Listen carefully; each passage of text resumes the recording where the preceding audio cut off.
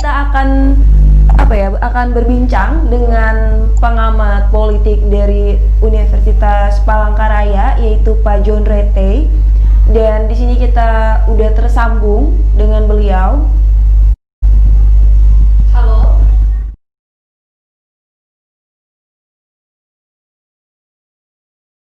Apakah suara kami terdengar secara jelas, Pak? Agak kurang jelas sedikit ya. Kurang jelas sedikit. Suara. Oke, mungkin kita sambil sambil bertanya, mungkin kalau kurang jelas bisa kita ulang lagi. Yang pertama kita ingin menanyakan nih Pak, bagaimana pandangan Bapak mengenai konsep pemilu di tengah pandemi COVID-19 ini Pak? Ya, saya kira memperhatikan dari apa yang terjadi ya, ada beberapa TPS yang saya lihat siang tadi, pagi tadi, dan juga TPS di mana saya memilih, di TPS di Giobos 14. Saya kira proses itu berjalan dengan baik. Saya pikir penumpukan dari pemilih itu tidak terjadi dengan sistem undangan yang menentukan jadwal bagi masyarakat untuk melaksanakan hak pilihnya di TPS. Saya kira itu pola yang bagus begitu untuk menerapkan protokol kesehatan ya. Jadi di jam-jam tertentu itu tidak terjadi penumpukan, dan saya lihat juga masyarakat secara tertib untuk memenuhi undangan itu sesuai dengan jam itu. Itu di beberapa TPS yang saya perhatikan. Jadi saya pikir walaupun dalam masa pandemi COVID ini semua kita itu berupaya untuk mempergunakan hak pilih kita, dan saya pikir dengan protokol itu juga mungkin klaster baru dari dari pandemi ini, COVID ini mungkin tidak terjadi, khususnya di TPS-TPS yang dimana saya melihat. Saya kira itu ya. Ya baik. Selanjutnya Pak, saya ingin menanyakan Pak, kalau menurut Bapak sendiri, bagaimana pada saat menunggu hasil proses perhitungan suara untuk mengurangi gesekan Pak, atau agar istilahnya itu legowo dalam menerima hasil perhitungan walaupun masih quick count seperti itu Pak? Ya, saya kira masing-masing pasangan calon melihat dengan upaya-upaya penyelesaian pelanggaran-pelanggaran yang dilakukan sampai dengan hari ini, yang mempergunakan jalur-jalur yang sesuai dengan yang diatur di dalam peraturan perundang-undangan.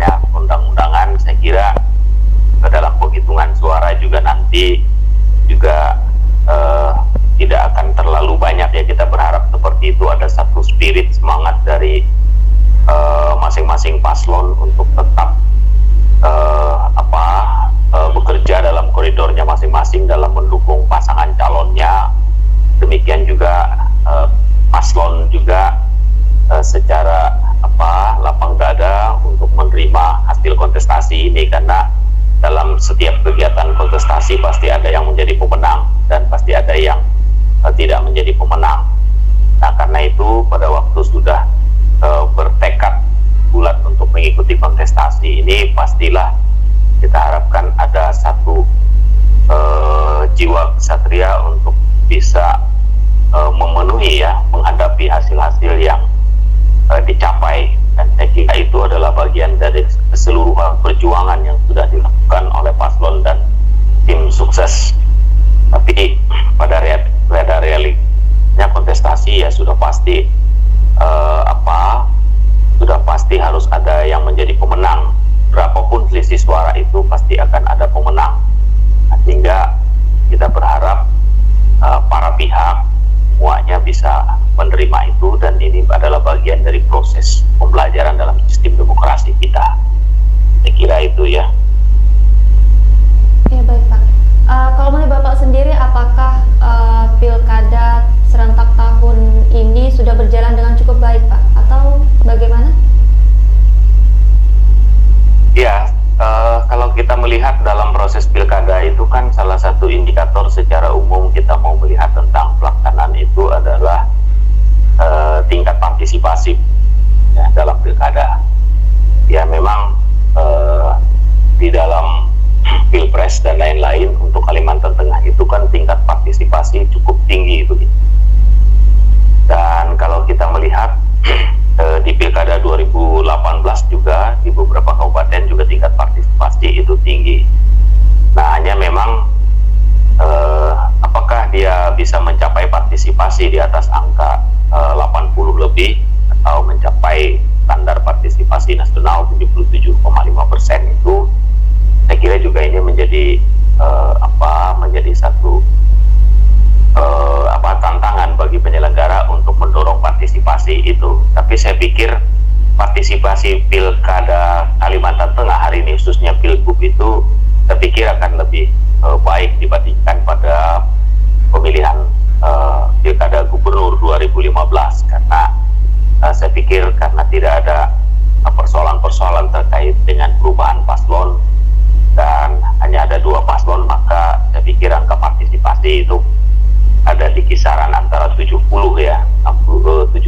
Saya pikir itu bisa tercapai begitu, 60-70% itu bisa akan tercapai, bahkan bisa melampaui. Kalau kita melihat antusias dari warga di TPS yang saya lihat beberapa tadi, saya pikir itu bisa melampaui angka 70 itu.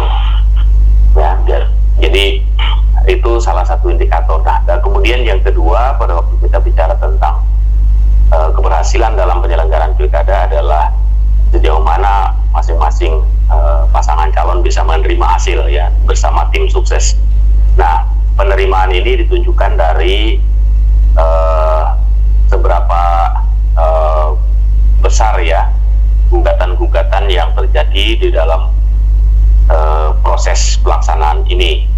Jadi semakin kecil tingkat gugatan-gugatan terhadap pelanggaran-pelanggaran itu, maka diharapkan ya ada satu jaminan bahwa pelaksanaan kegiatan itu oleh masing-masing tingkatan penyelenggaraan pilkada itu bisa dilakukan dengan baik, baik itu di tingkat KPPS dan lain-lain. Nah, saya kira itu indikator. Dan kemudian indikator yang lebih ekstrim kan sebenarnya keberhasilannya itu dilihat apakah kemudian ada konflik, huru-hara dan lain-lain dari itu. Nah, saya kira sampai dengan siang sore ini pukul 14 ya, kurang dari pukul 14 ini 16 ini, saya kira Kalteng masih dalam posisi yang aman ya, tidak ada hal-hal yang mungkin secara signifikan begitu menunjukkan satu gangguan-gangguan terkait dengan penyelenggaraan pelaksanaan pilkada ini. Saya kira itu ya. Oke, ini total TPS masuk sementara masih dominan dari nomor 2 yaitu 56,8% dan nomor 1 yaitu 35,9%. Betul sekali. Dari pandangan Bapak sendiri, apakah penyelenggara ini memiliki kekurangan atau ada hal yang menurut Bapak seharusnya seperti ini atau seperti yang menurut Bapak ini harus dilakukan lebih atau udah pas nih dalam melakukan pemilihan di dalam pandemi COVID ini?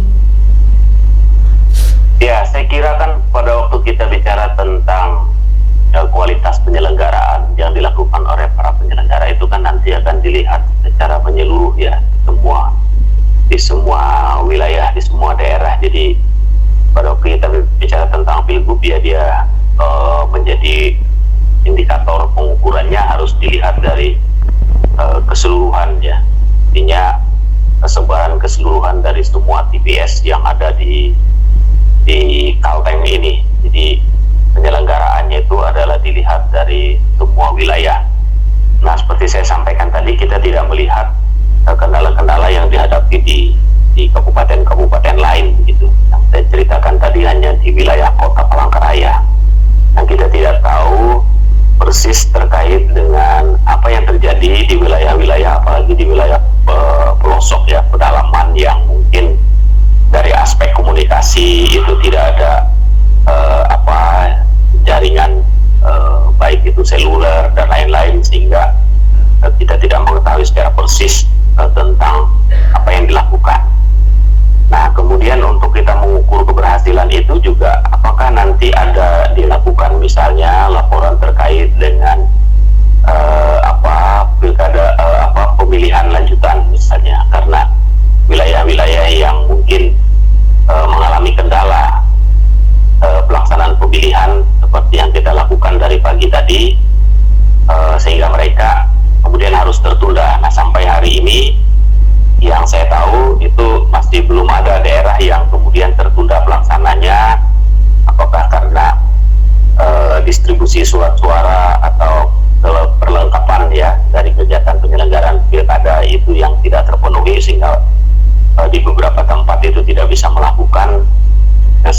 ini saya tidak secara pribadi tidak mengetahui begitu untuk hal itu. Nah, namun laporan yang disampaikan oleh Ketua KPU Provinsi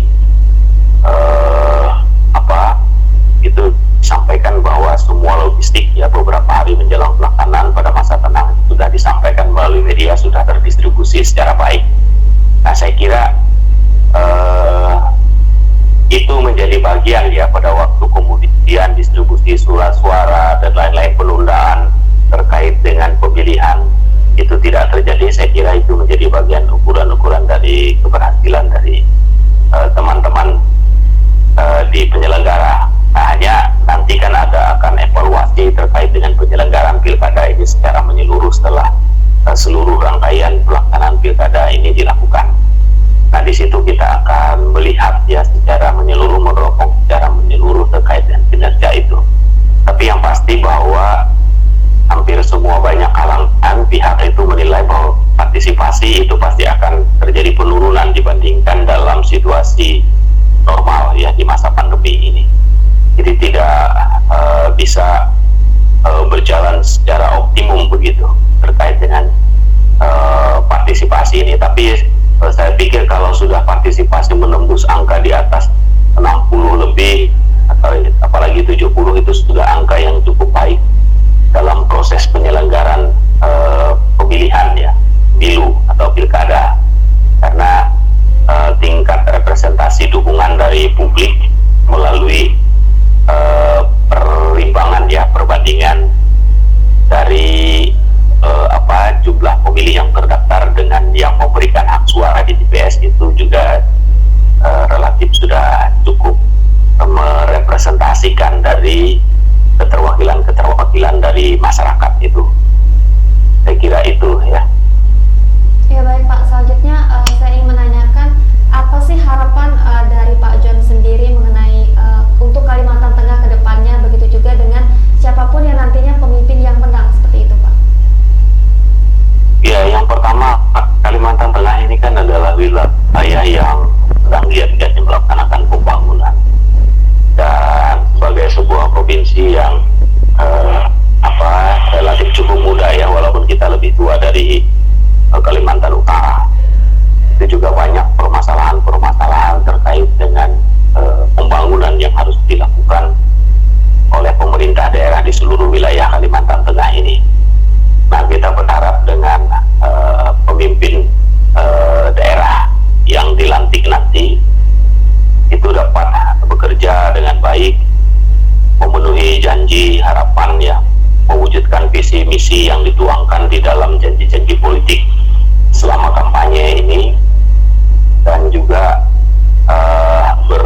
bekerja secara profesional, secara cerdas ya, inovatif dan berkeadilan, karena pembangunan di Kalimantan Tengah ini harus dilakukan di semua kabupaten kota, di 14 kabupaten kota, sehingga kebijakan-kebijakan pembangunan juga adalah kebijakan-kebijakan yang berorientasi berpikir kepada pengembangan Kalimantan Tengah secara menyeluruh.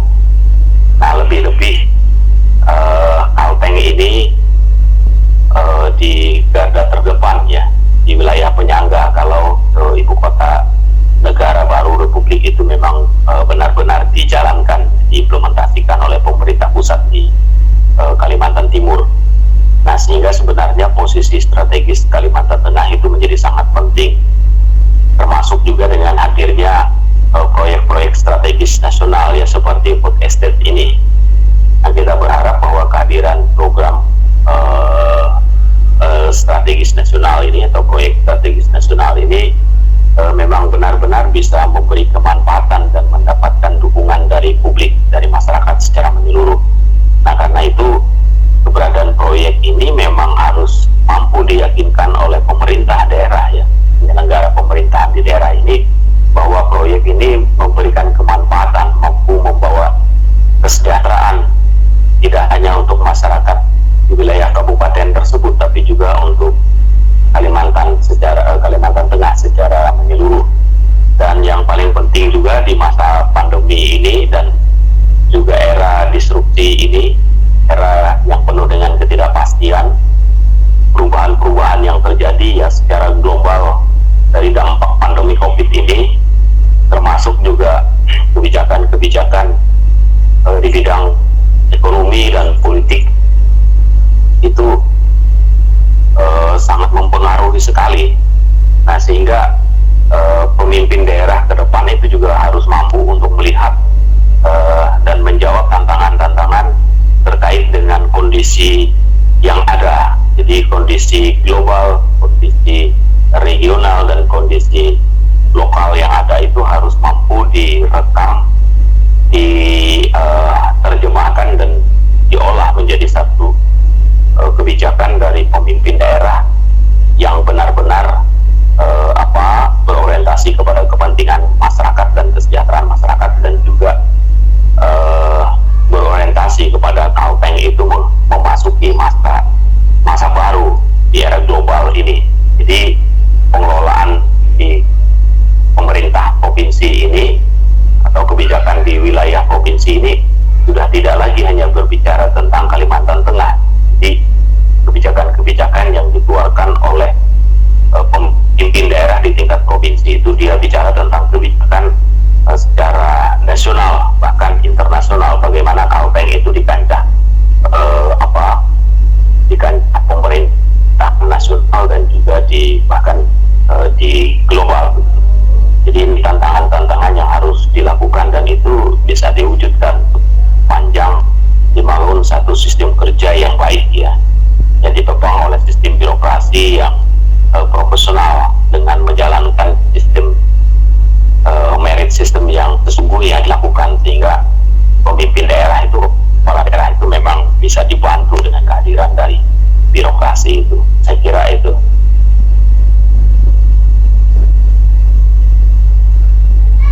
Oke, mungkin itu tadi dari pandangan Pak John Rete mengenai politik pemilu pilkada. Terima kasih kepada Bapak telah meluangkan waktunya untuk memberikan informasi dan berbagai wawasan yang mungkin sangat membantu untuk kita dan juga teman-teman yang ada di rumah. Oke, maka daripada itu untuk teman-teman di rumah jangan kemana-mana, karena kita bakal balik lagi dengan berbagai narasumber yang mungkin akan memberikan informasi mengenai pemilu tahun 2020 ini. Jurnal Siang Spesial Pemilu 2020 akan kembali lagi sesaat lagi.